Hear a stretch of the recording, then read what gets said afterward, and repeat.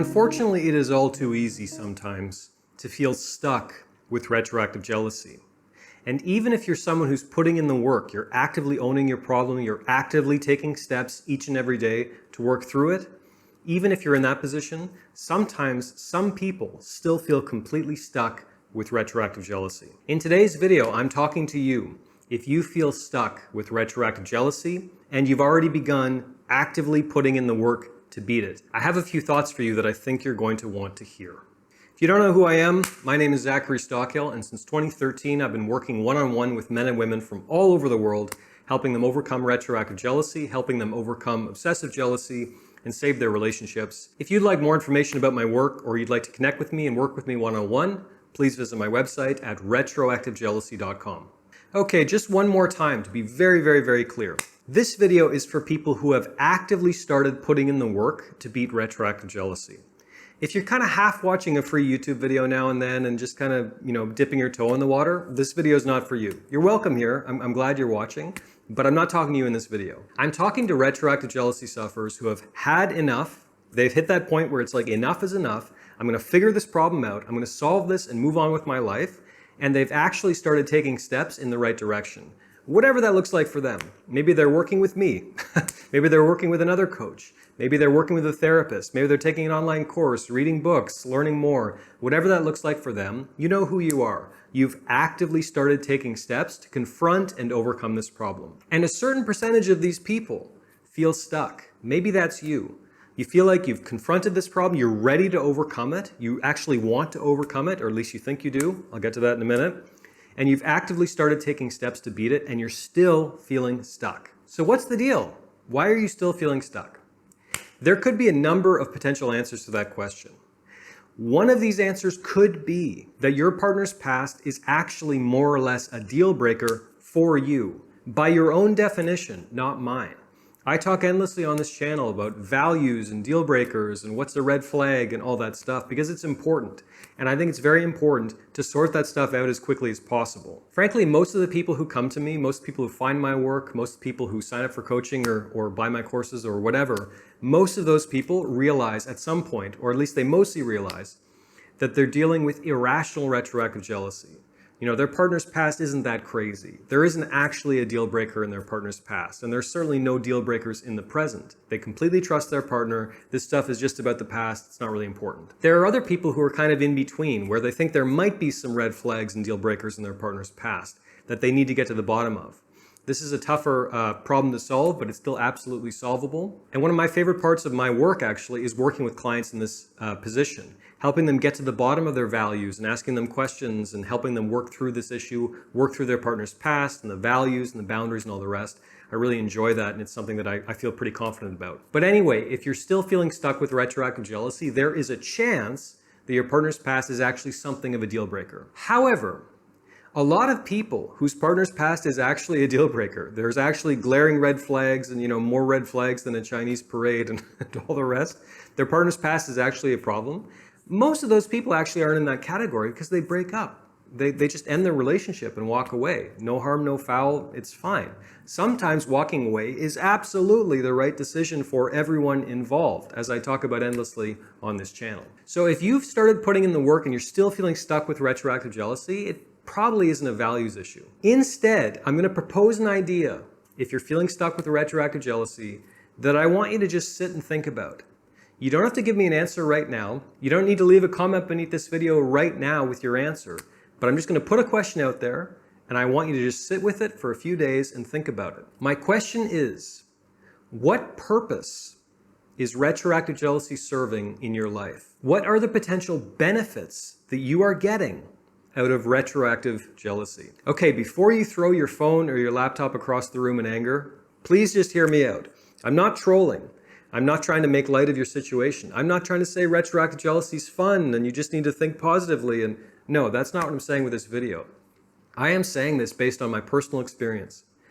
That frequently in life, when I've been faced with a problem that seems like I'm really struggling to overcome it, the deeper I dig, that problem is solving some kind of purpose in my life. There is some kind of benefit to that problem. And that's going to sound absolutely nuts to many retroactive jealousy sufferers, because I remember how hellish and torturous retroactive jealousy was. I remember that well. It's been like 10 years for me, more, but I still remember it very well. Wouldn't wish it on my worst enemy. But fundamentally, when you're struggling with a problem in life and it just seems you can't seem to really make as much progress as you want, and you're feeling stuck and you're feeling hopeless and all the rest, ask yourself, what purpose is this solving for me? What purpose is this fulfilling in my life? To throw out some hypotheticals, and these are just hypotheticals. This may not relate to you and your specific situation. These are just ideas. Some hypotheticals. There's a quote that I think about by the American author Stephen Chbosky all the time. And the quote is, "We accept the love we think we deserve." And the rest of that quote could be, and no more. In other words, if we feel like we only deserve a certain amount of love or joy or sex or affection or happiness, for a lot of people, not everyone, but for a lot of people, we'll hit that limit where we only accept so much and we actively create barriers to keep the rest away. Because on a deep subconscious level, we feel like we don't deserve it. And if someone feels like they don't deserve something, they will do everything in their power to prevent it from entering their life. And this can involve things like friends and money and sex and fame or whatever. If you have a goal and you're not reaching your goal and you don't know why, there's a good chance that there's a deep part of your subconscious that is keeping you from achieving that goal because you feel like you don't deserve it. So if you're struggling with retroactive jealousy, you've actively started putting in the work and you're still feeling stuck, ask yourself, do I truly feel like I deserve my partner's love, their affection? Do I feel like I fundamentally deserve to be happy? That is a terrifying question for a lot of people.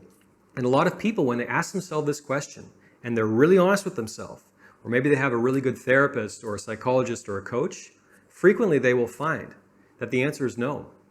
Maybe they feel like they don't deserve happiness. Maybe they feel like they don't deserve an incredible partner or incredible husband, or incredible wife. Fundamentally, they may feel they don't deserve that.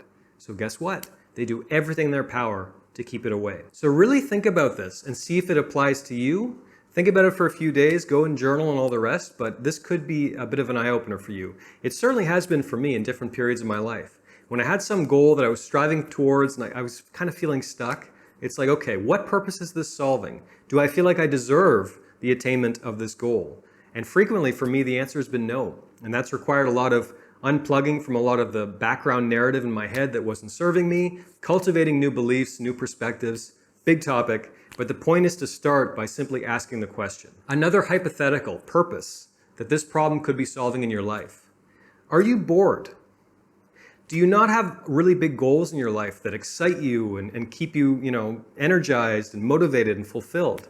Is your life full aside from retroactive jealousy, aside from your relationship? Because if you live more or less kind of a boring life, if you're not feeling motivated and energized and inspired by your partner or your kids or your job or your town or your hobbies and interests, whatever, if you're living a life that you're not entirely excited by, the purpose that retroactive jealousy could be solving in your life is energy and excitement and drama. This is why marriages of 25, 30 years sometimes blow up. Because there's been this creeping sense of boredom, sometimes for decades. And eventually, usually one party decides, I can't take this anymore. I need something more in my life. I'm bored to tears. So they create fights, they create drama, they create an excuse to get divorced.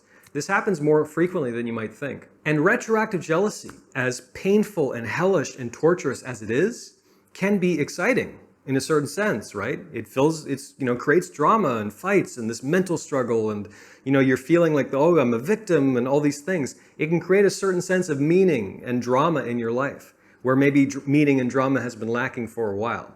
Just a hypothetical, just an idea. But ask yourself if this doesn't sort of resonate with you, that maybe you're kind of bored in general in your life. You don't have really big goals. You don't have serious problems, serious challenges. And retroactive jealousy is kind of filling that void. And my last potential hypothetical, if you're feeling stuck with retroactive jealousy, is one I talk about a lot. Are you using retroactive jealousy as an excuse to push your partner away because you're genuinely unhappy in the relationship?